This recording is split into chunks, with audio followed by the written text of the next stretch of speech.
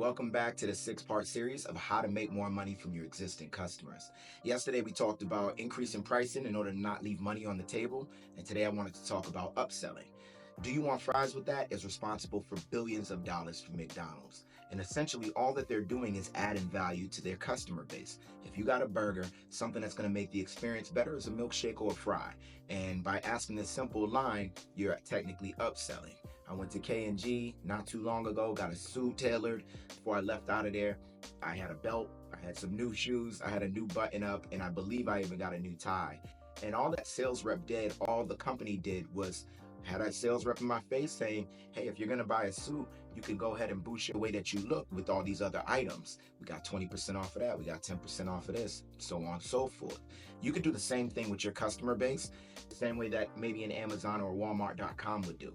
Basically, if you have a digital product and you know that a lot of people that bought A also had a lot of perceived value added to them when they bought product B, those are two items that you're going to want to do an upsell with, or a tripwire with, or a suggestion with.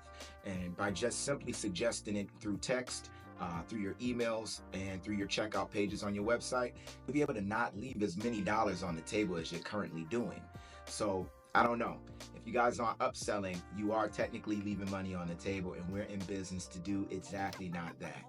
Follow tomorrow. We're going to talk about some more ways to make more money from existing customers, and I'll check you guys then. Peace out.